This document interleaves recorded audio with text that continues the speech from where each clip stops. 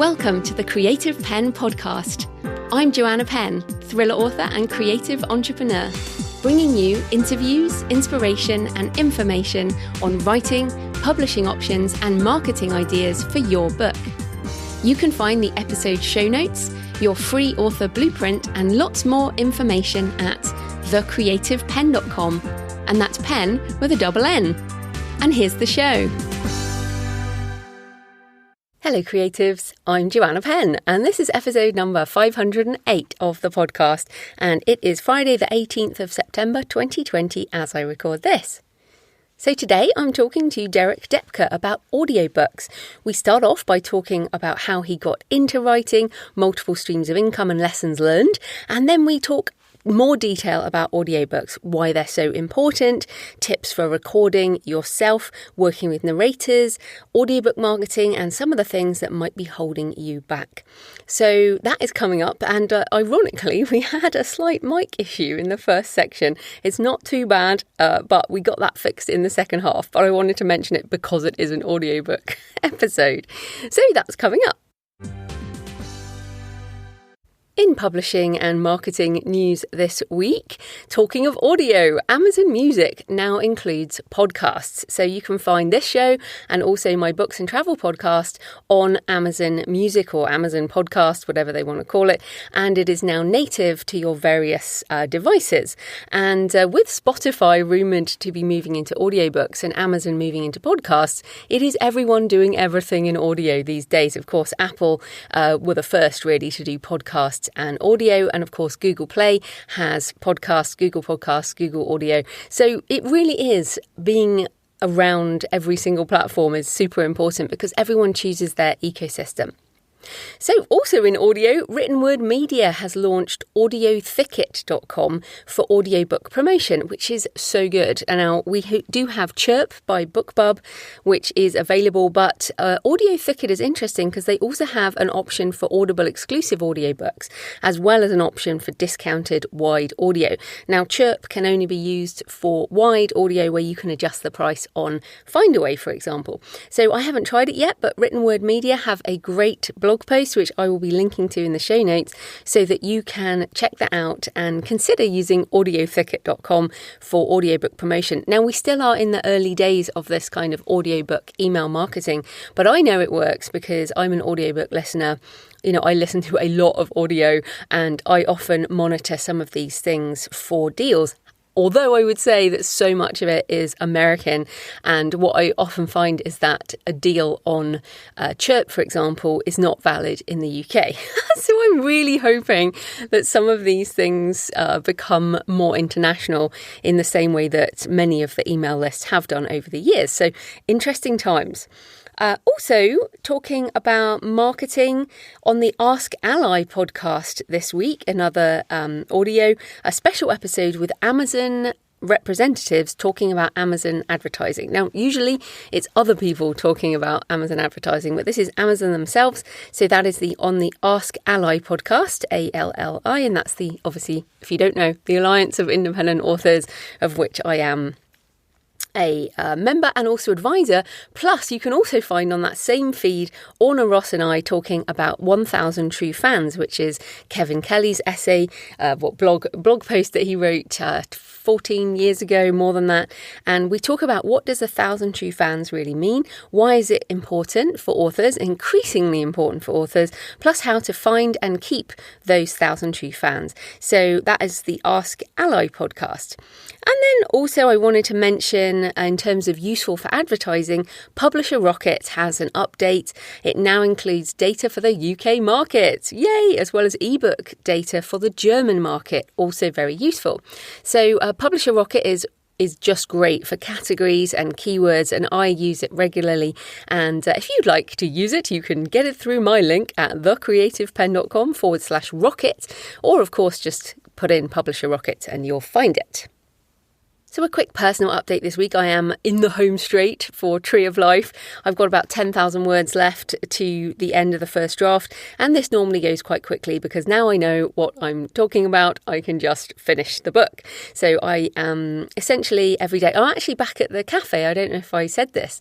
It is all the COVID secure stuff. They've changed it completely. So you now just order on your mobile and they bring the coffee and it's touch-free coffee and all the different various things that they have. But I'm just pleased because I get to go back to my cafe. So that is actually really helping me.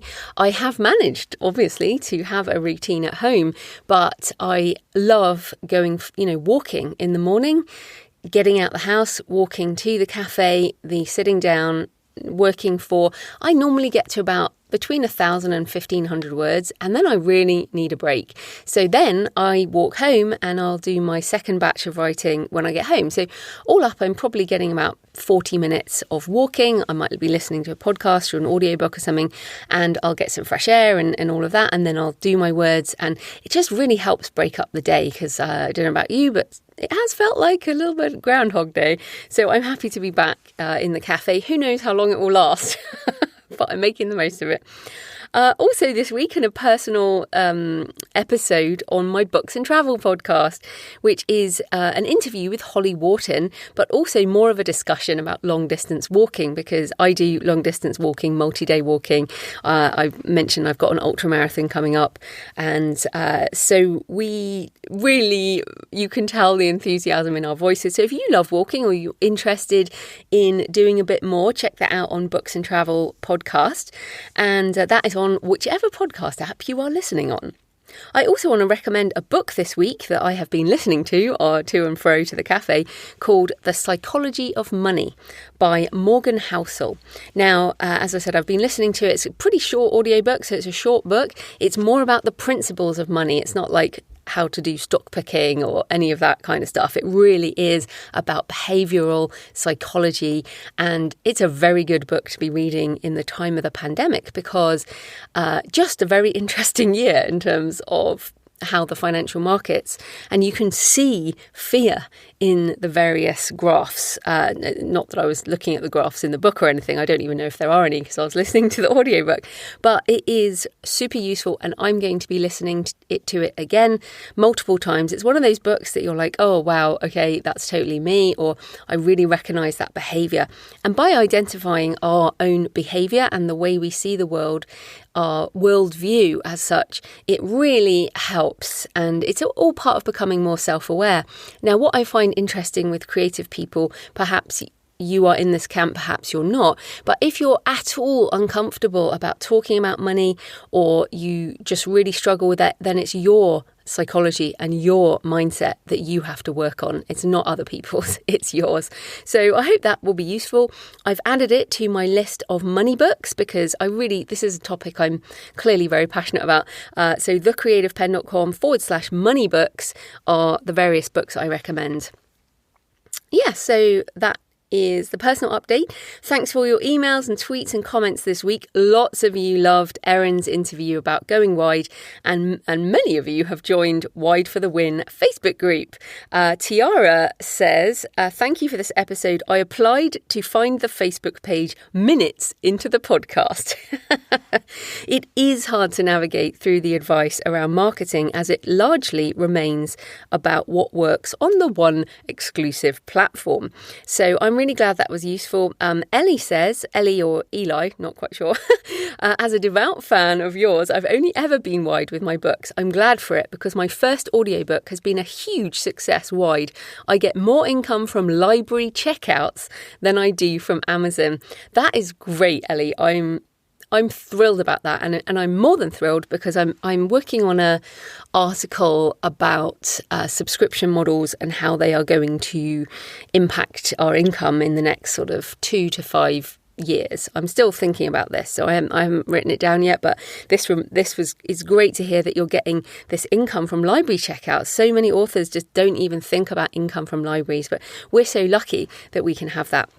Also, and there were lots of other comments, but I wanted to also share a few about expanding comfort zones. So I obviously talked about getting out of my own comfort zone, trying to start pushing that. A couple of people replied to me and said, don't talk about that. I am still surviving.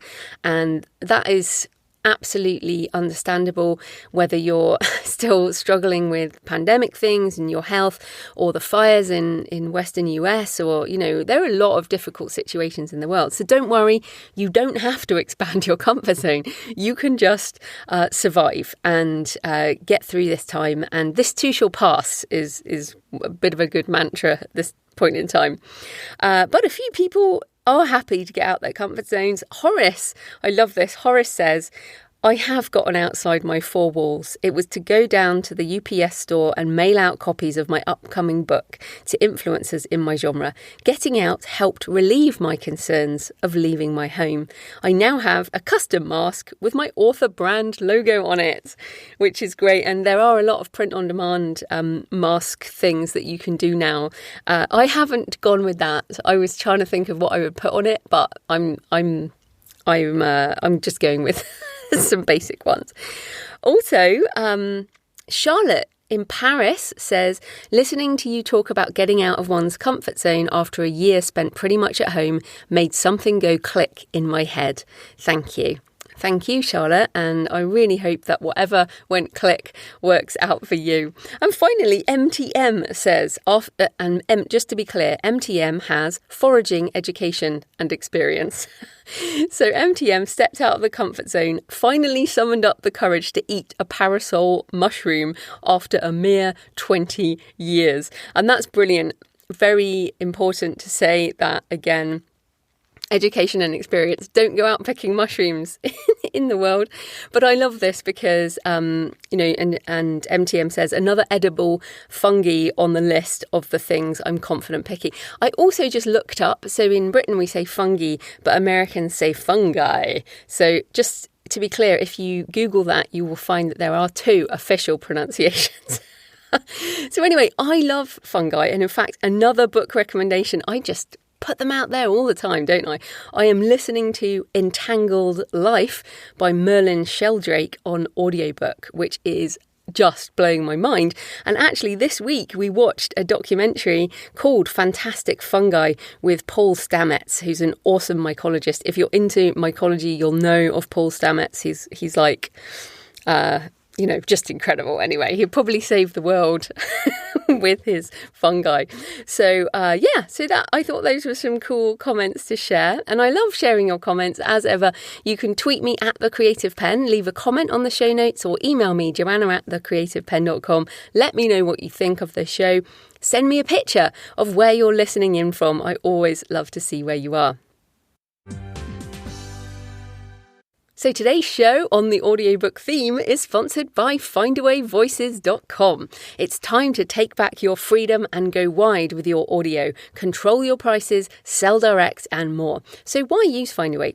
Well, they distribute to the world's largest network of audiobook retailers and libraries. Your audiobook can be in Audible, Apple Books, Google Play, Kobo, Barnes & Noble, Scribd, Storytel, among many others, 43 at last count. Plus, library systems like Hoopla and Biblioteca, so you can tell your readers to go and check your audiobooks out the library and get them for free, and you still get paid.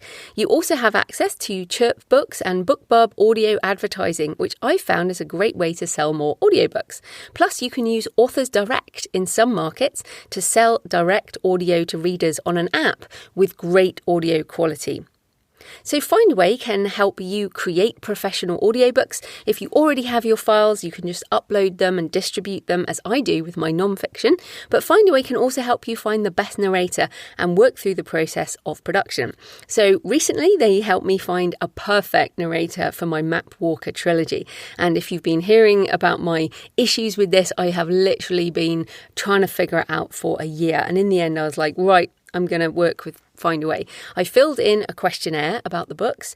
They gave me lots of samples to choose from with very transparent pricing, so you know what it's going to be.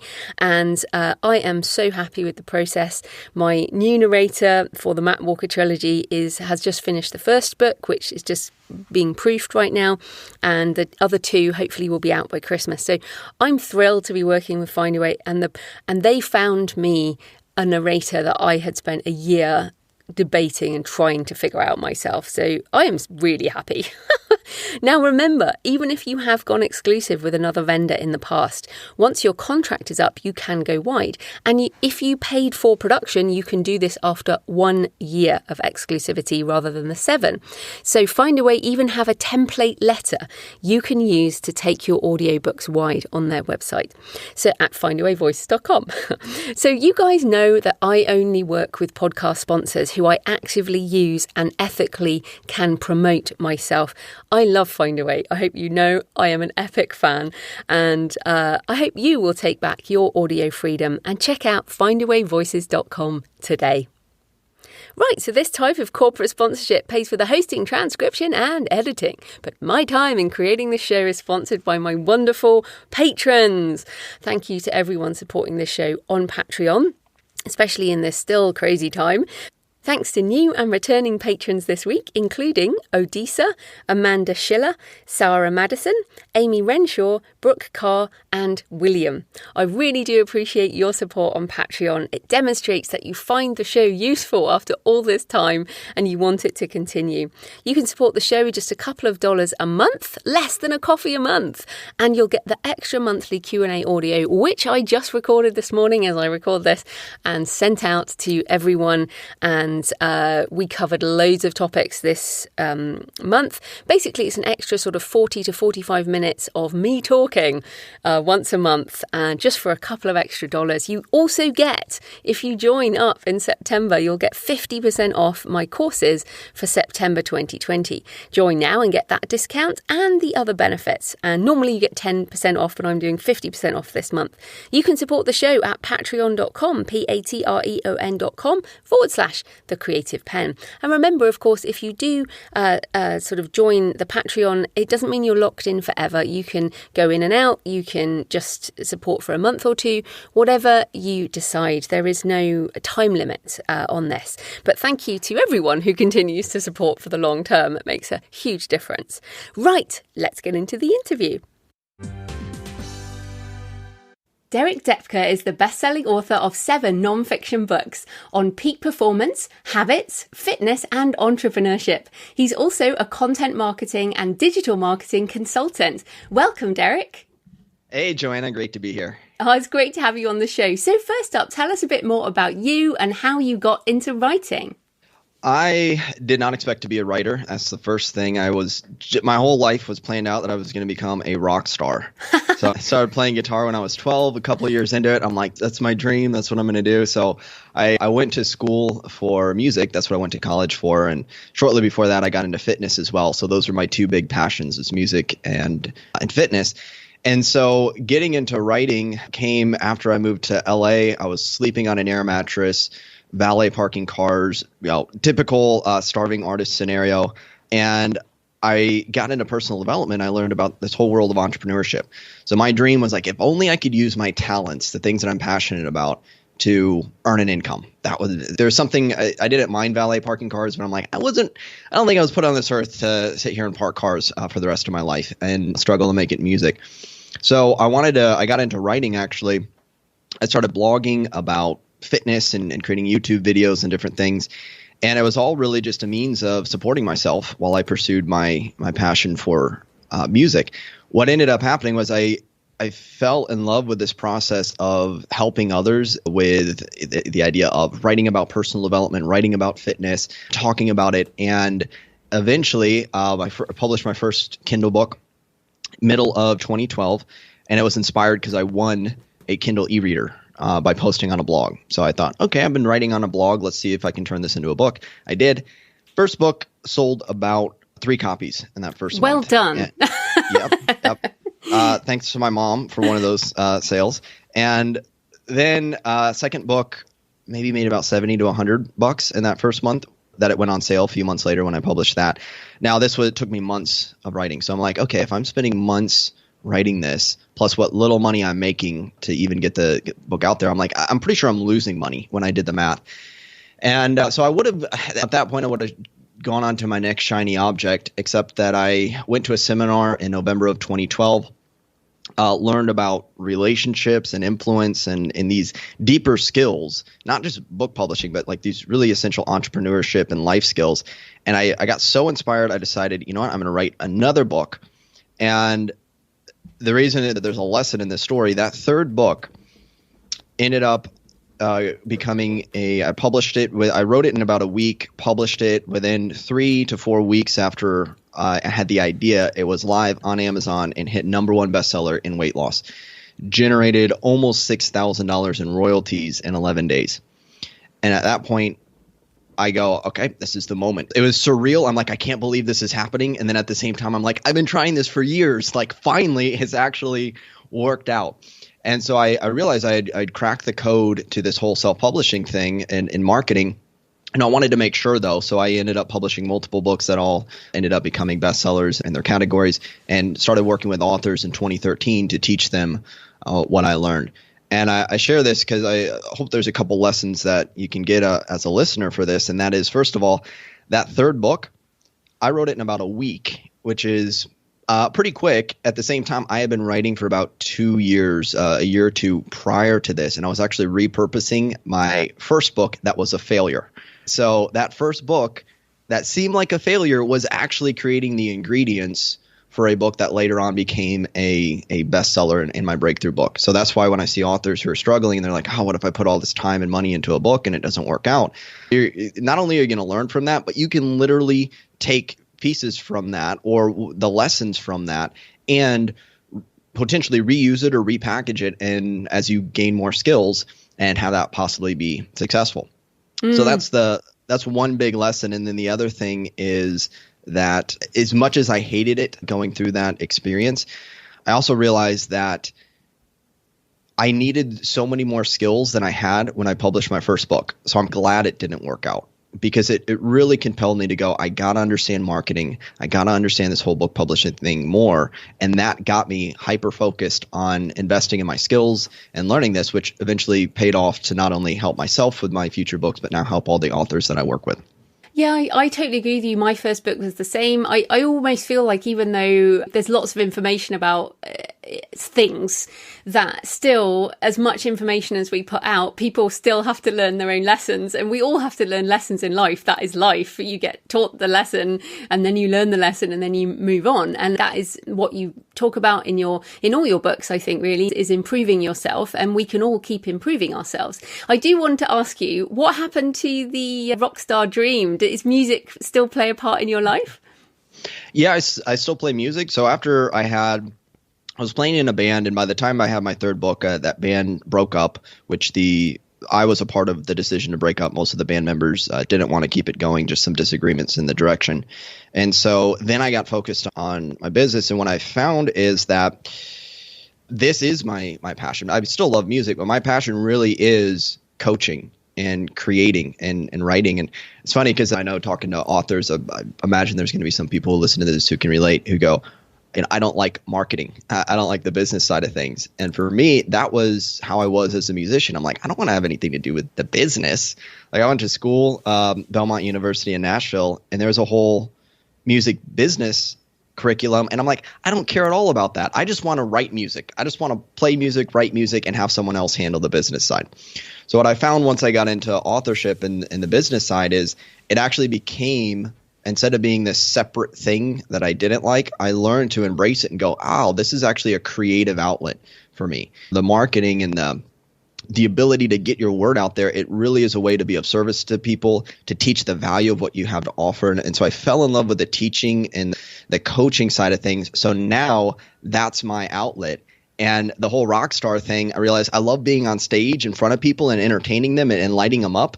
And it's like Tony Robbins talks about, he's kind of wishes he could be a rock star. I don't know if that's what he said or other people said about him, but I found that's the same outlet that I have now. Like, coming on a show like this or speaking in front of an audience, it gives me that same feeling that music gave me. And now I get the added reward of people coming back and saying, hey, here's how your advice helped me. Here's the breakthrough I made. Here's the books I'm selling now. So it's become my new passion.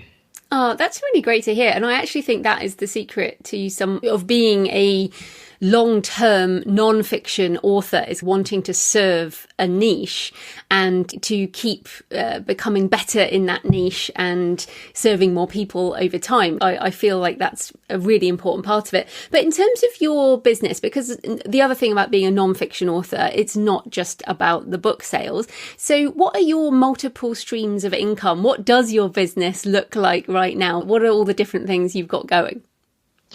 So books play a role in the income. It's not the primary source of income. And it was when I first had some success because that was the first thing that took off. But I didn't get into writing books because I thought I could make a full-time income from writing books. To me, I didn't think I could make much of any money from writing books, but I thought this would be a brand building, authority building effort. And it just so happened that, yes, you actually can generate a nice income from books, especially if you're a very prolific fiction or nonfiction author. I think of the Steve Scotts of the world and some of my other friends that are authors that just publish book after book. For me, it's books build my audience. And what I really love and my main source of income are courses, coaching, group coaching, going deeper. And I found that as much as I love books, and this is not a knock against books, it's just they can only go so far. So doing things like I started doing more Facebook challenges recently, group coaching calls, feedback, coaching sessions. It just allows me to work deeper with authors and entrepreneurs. And that's what I really love.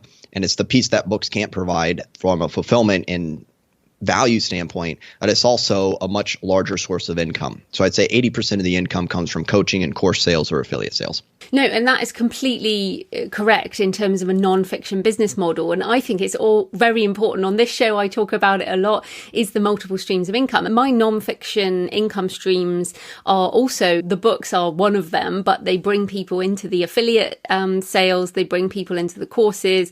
I don't do coaching or consulting like you do, but they're certainly not the only stream of income. And so it's great to hear you talk about that. But you also have a particular passion for audiobooks, and we're both passionate about that. So why do you think audiobooks are so fantastic? I got into audiobooks probably about 2015, and this answers the why here in a second. And that is what inspired it was I had a friend who I told her about a new book that I wrote. I think it might have been Breakthrough Your BS, a self-help book I wrote. And she's, oh, great. Let me know when it's on audio. Or I only listen to audiobooks. So I just thought, well, I mean, come on, you can get the print book, you can get the Kindle edition, read the version I have. And knowing what I know about business, it's in service to what your audience wants. So I heard that, and then I started hearing more people talk about audio. And coming from a music background, it's like some people prefer audio. I myself would drive around. Another part-time job I had when I was delivering, or when I was valet parking, was delivering hot wings.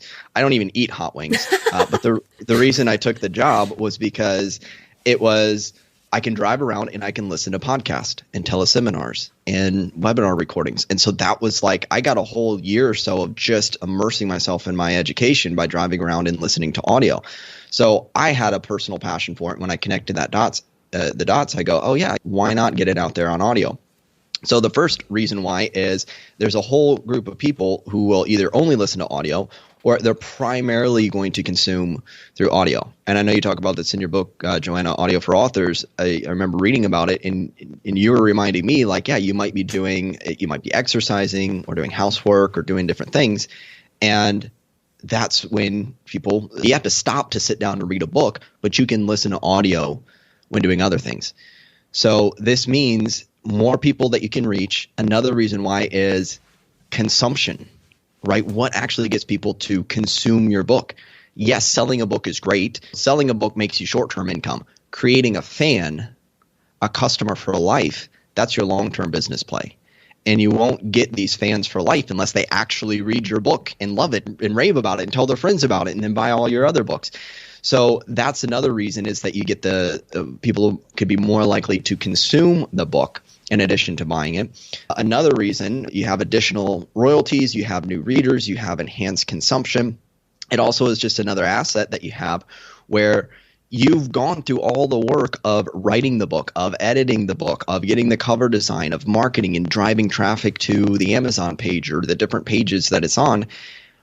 Why not just take one extra step and make sure that the audiobook edition is there? And we'll get into we can talk about some of the how-to and technical things. But for me, one of my approaches, what I choose to do is record it myself. And I have a book it's one of my shortest books. It's about 47 minutes in audio, less than an hour.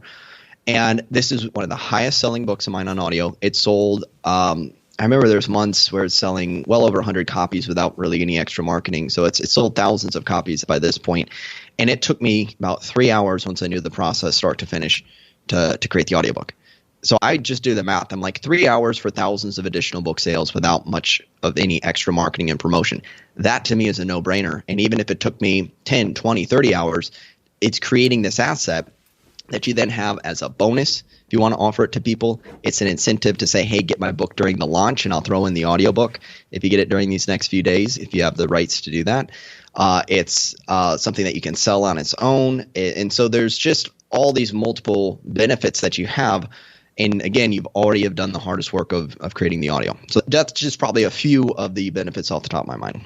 Yeah, I totally agree with you. And I think many people get discouraged because it feels like audiobooks are such a big deal because we're writers. We write stuff and we know how to do that. And there are so many things that potentially you have to learn when you become an author. And obviously that didn't take you very long, but that's because you know how to do it. So let's talk about tips. So what are your tips for self-narrating audiobooks? And when is it a good idea and when is it not such a good idea?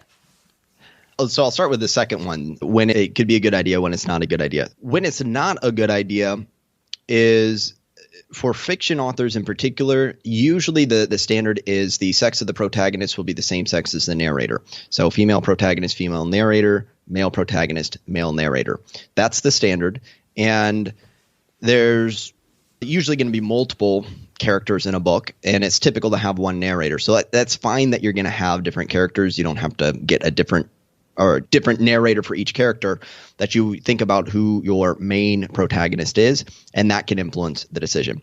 Second thing is, I hear people with accents, and it's totally fine. As long as you can understand the voice, that's something that people are wondering about. I get questions about that, and I think it's fine. The only question is, how easily can people understand you? And if you're not sure, and this also applies to, what if I don't like the sound of my voice? And I hear that a lot. And the thing is, it's pretty normal to not love the sound of your voice. That's a very common thing because when you hear yourself on recording, it's different than what you hear in your head.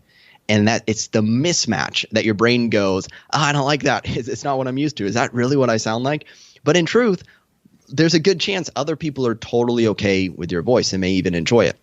And I experience this when I have people send me samples and they're like, I don't like my voice. And I'm like, your voice sounds great. I enjoy listening to your voice.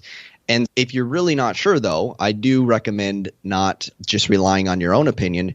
Record a sample, and you don't need high-tech equipment to do a basic sample. Just record some sample and send it to some readers if you have some. Send it to some listeners. You can even not mention it's your voice if they don't know, and get their honest feedback. Hey, would you listen to this person narrate the book?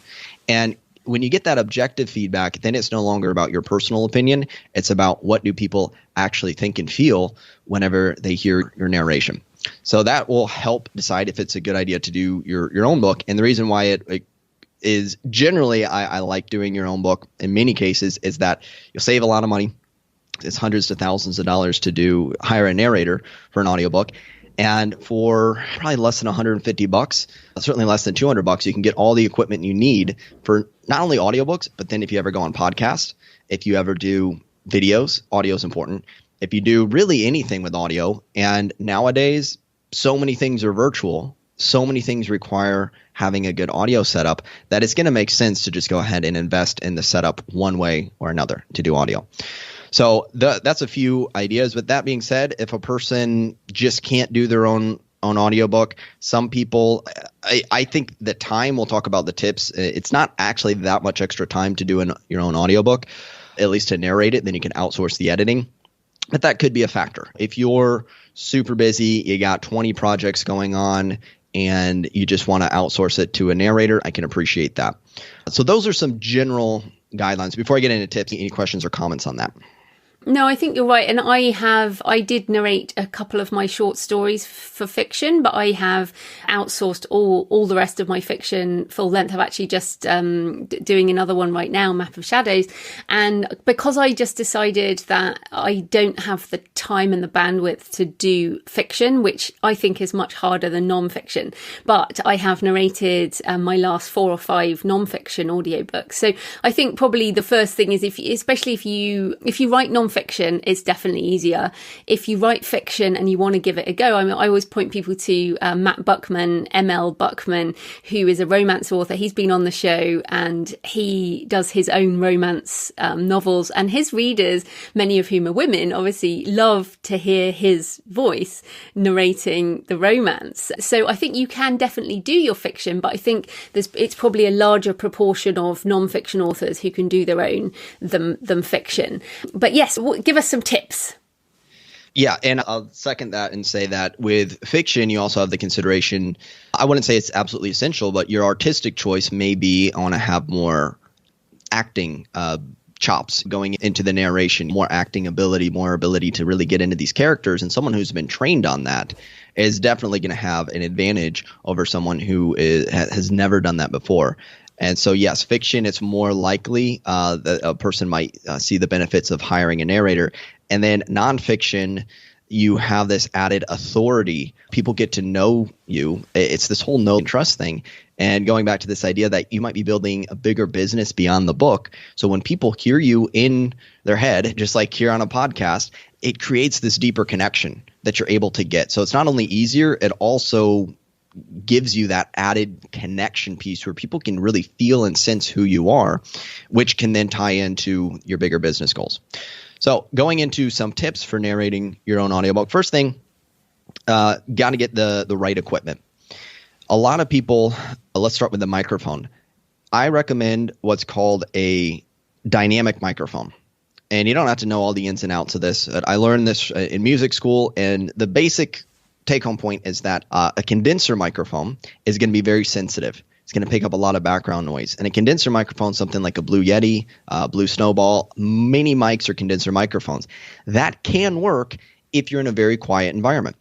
If you try to do an audiobook with one of those mics, though, I find that it'll pick up a lot more of the room reverb. It'll pick up just any air conditioners, any outside noise, cars driving by. Depending on your environment, it can be really sensitive. And I can hear whenever someone sends me a sample, I'm almost always able to tell. I go, was this a Blue Yeti or is this a condenser microphone? And I'm pretty sure almost every time they said yes when I've had a strong suspicion that it was. So a dynamic microphone has a lot less sensitivity to that, which is a good thing. It gives you more of this warm, present sound.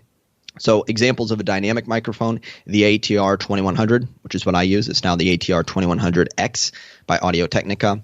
Samsung Q2U, which is available in different countries. And the Audio-Technica AT2005.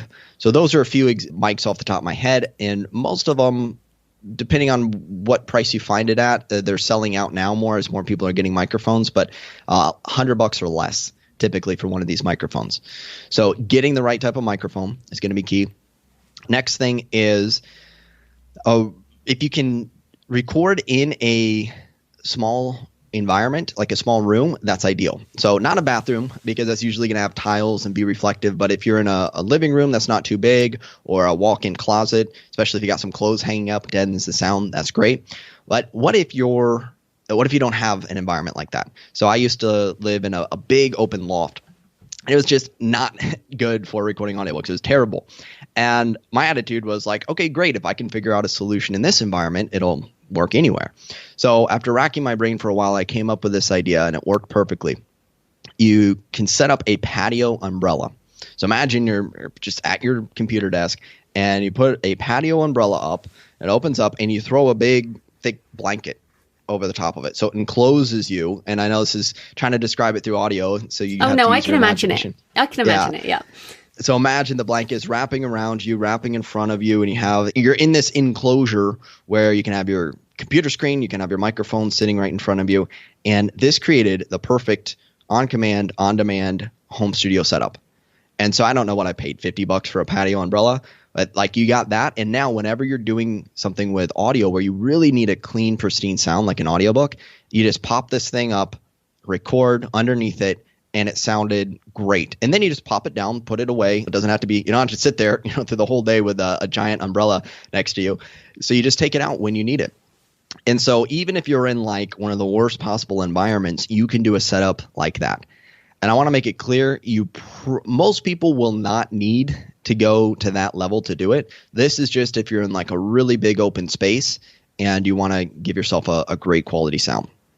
So that's that piece. I do recommend recording standing up if possible. Obviously, if you have some physical condition where you can't stand up, then you do your best sitting down. If you can stand up, whether that's a standing desk, whether that's putting either printing out or taking your book or an e-reader and putting it on a music stand and then using a microphone stand to elevate yourself, it is ideal to record and put yourself in proper posture standing up. So that's another thing.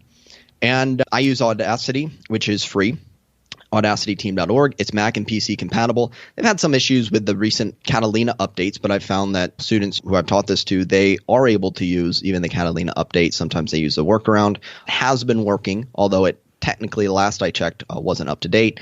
And so they'll probably be updating that at some point. And with Audacity, it includes some different effects and things that help cut out the noise, that help get the volume level. But you do need to know the process, and it's the reason why I teach people and coach people through the process. You do need to know how to cut out the mistakes, cut out the breath noises, background noise, make sure the sentence length is not these super long or super short gaps, and get the audio quality right. So that gets into a little bit more technical sort of stuff.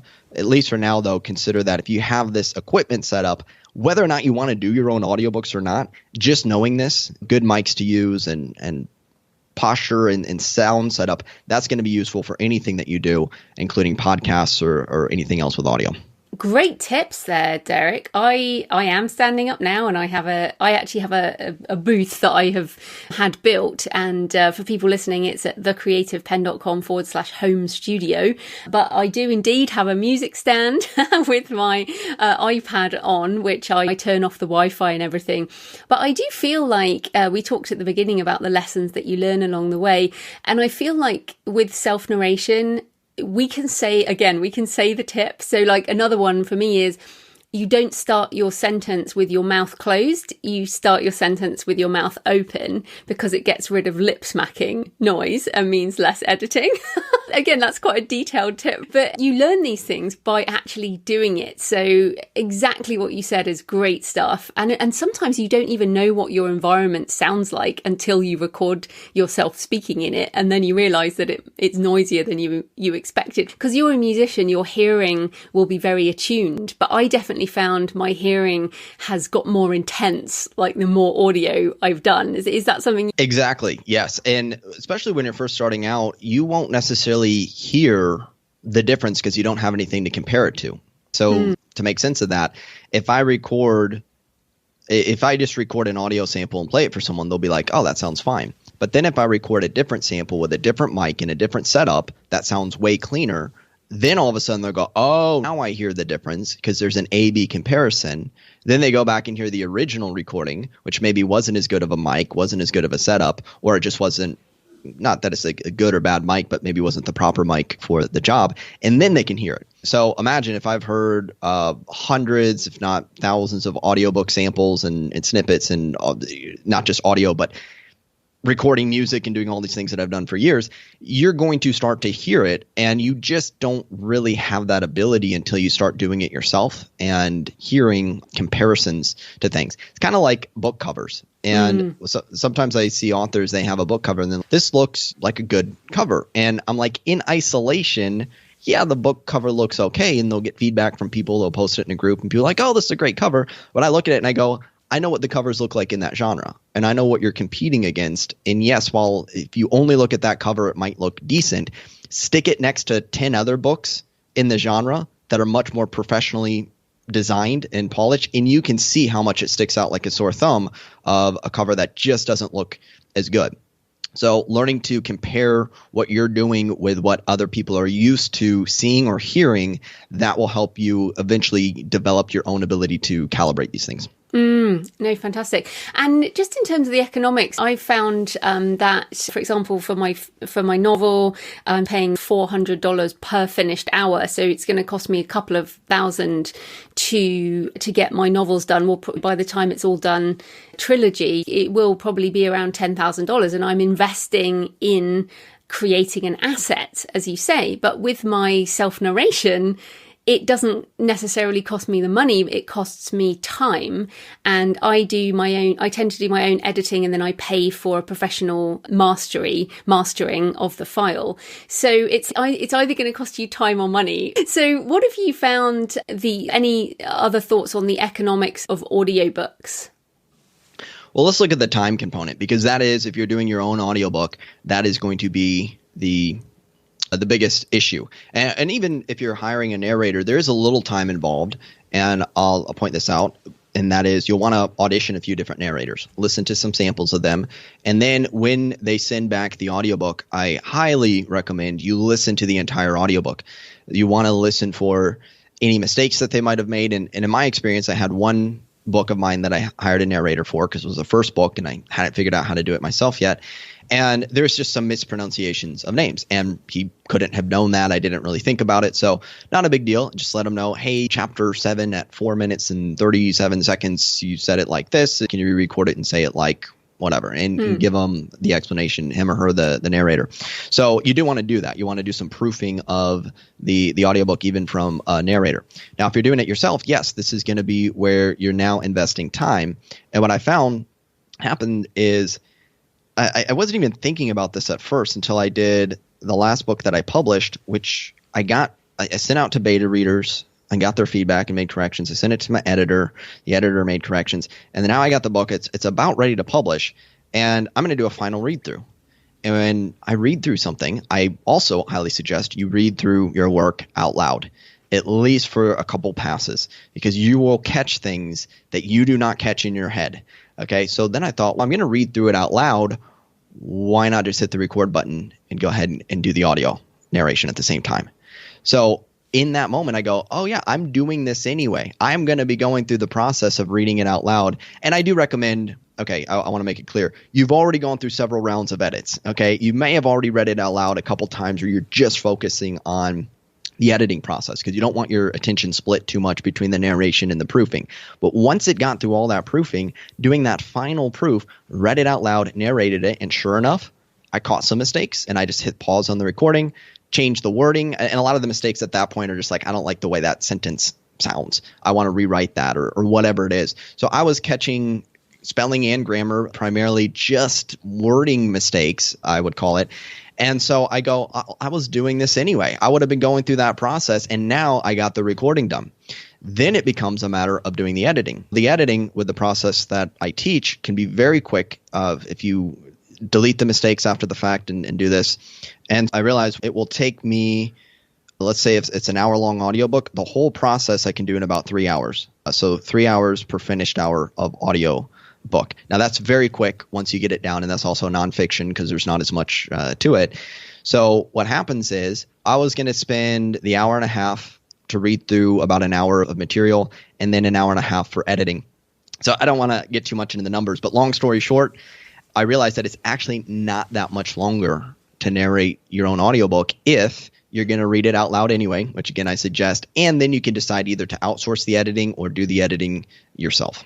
Yeah, I think it's definitely a good point with nonfiction, and you are going to have to check it even if someone else does it anyway. Yeah, and I think it's good because you're obviously very confident in your reading. Three hours to produce one finished hour is very good. And I would say to people, it is not like that at the beginning.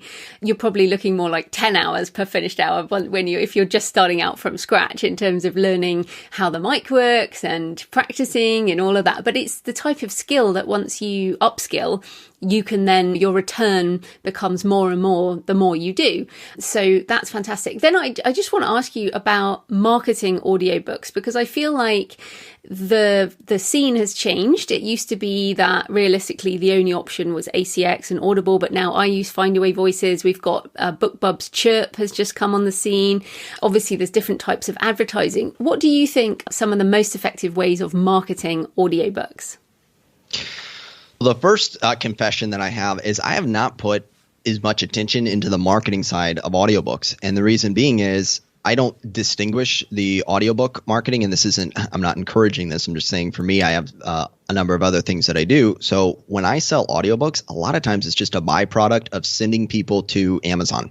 And then people select, do they want to get the ebook? Do they want to get the print book? Do they want to get the audiobook? So when I'm doing things like, if you do things like Amazon ads, I see an uptick in audiobook sales, and it won't necessarily show in the dashboard. That's if you just test pausing the campaign versus turning it on. I've seen this myself. I've seen it with students where turning on ads, sure enough, spikes the audiobook sales. And certainly email marketing, sending people to the Amazon page, certain people are going to get the audiobook edition because that's what they prefer. So for me, I'm book marketing, and then is the way I look at it, like all the things I do to market books. And then if people get the audio edition, that just happens as a byproduct of what they're choosing to do. So I'll say my tips for marketing audiobooks are the same tips that I give for marketing any books, and that's what I call the Aspire method.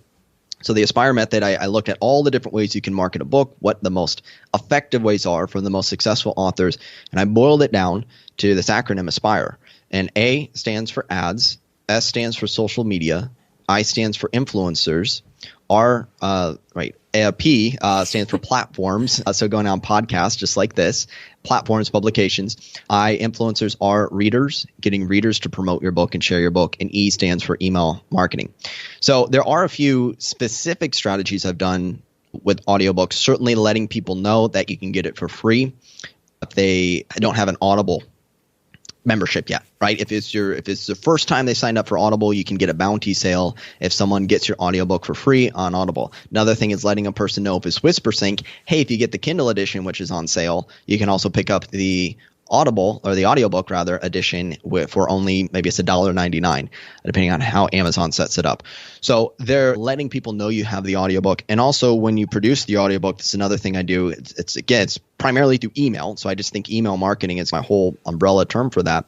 And then saying, hey, the new audiobook edition is out. And then that gives you a reason if you launch the audiobook later, let's say it comes out a month or a few months or maybe even a year or two after your first edition print or Kindle comes out or ebook, then saying, hey, the audiobook is now available. You can get it here. And anytime, this is again just general book marketing, anytime you can offer bonuses for picking something up for a limited time. And then I also use, this is using it, it's not just marketing the audiobook, it's the flip side of that, using the audiobook for marketing by saying, hey, when you get this book, I'm going to include the audiobook as a bonus. I did a thing where I sold the ebook on my own website and I sold the audiobook, and then I said you can bundle them together and get the ebook and the audiobook edition at a discount. So selling directly on your own website the audiobook. And so there's a number of things there. I will say again, though, I'm not the master of all things audiobook marketing. I approach it like I'm marketing all my books and then letting people know about the audiobook edition if that's the one that they want. I totally agree. And I think that every time you do a promotion on your ebook, for example, then you do get audio sales. You're exactly right. And I think there are audio specific things, but what you're saying is the bulk of them, I think, in that area. So you have a really good course. And the reason I like your course is because it's not too complicated. So I think some of these courses are like super overcomplicated, but yours isn't. And also you help people, like you said, with their samples and stuff like that. Which the technical side I think is very scary when people are primarily think of themselves as creative as opposed to technical. So tell people a bit more about your course on audio and where they can find you and everything you do online. My course is called Audiobooks Made Easy. And the reason I created it was I realized that a lot of people are going to need this step-by-step walkthrough, especially when it comes to doing the editing and things like that. But also they need some personal hand-holding, because what I've seen happen with some authors, even students in my course, they'll go through, they'll learn everything, but they run the risk, if they didn't have coaching, they could record their entire audiobook, not realize something was messed up, and it gets rejected. They have no idea why it was rejected. And then they find out that they have to re-record the entire thing all over again, which is not fun, kind of a nightmare scenario. So what happens is with students who get audiobooks made easy, you would send a sample to me. Not only do you get the training, but then I listen to it. And this is where I catch, oh, you don't have the right microphone selected, which happens quite often. Even though the instructions are there, again, if you're not techie, you might overlook it, not realize the volume's not at the right level and all these things. So we catch it early on with a 2-minute sample. And then you have the confidence to go, okay, you got the green light. I'm doing everything properly. I've applied all the effects properly. It's edited the way it needs to be done. All of this with a short sample. Then you have the confidence to go forward and do your entire audiobook. So if you are considering doing your own audiobook, then that's something I would invite you to check out. And you could go directly to audiobooksmadeeasy.com. And I've also put together, I'm going to do a masterclass. Either it will be live or it will be on a replay, depending on when you hear this. And you can get the masterclass to learn more about what the options are, see if doing your own audiobook is right for you, get your questions answered. Happy to answer anyone's questions if you email me. And that will help you make a decision if this is right for you. And all that I'm going to be putting at bestsellersecrets.com/Joanna. Fantastic. Well, Derek, that was super useful. I always think that as much as you know about audio and doing this kind of production, it is a skill you have to learn. So I really appreciate your tips. Yeah, thanks for coming on the show today. It's been great. Thank you so much for having me, Joanna. So I hope you found that interview with Derek interesting today and that it gave you some ideas for your audiobooks. Next week, I'm talking to David Depka about starting from zero and success with BookBub ads, amongst many other things, because David is always brimful of super useful information for indie authors. So that's coming up next week. And of course, David is Irish and he has a lovely voice, so you will enjoy that. Happy writing, and I'll see you next time. Thanks for listening today.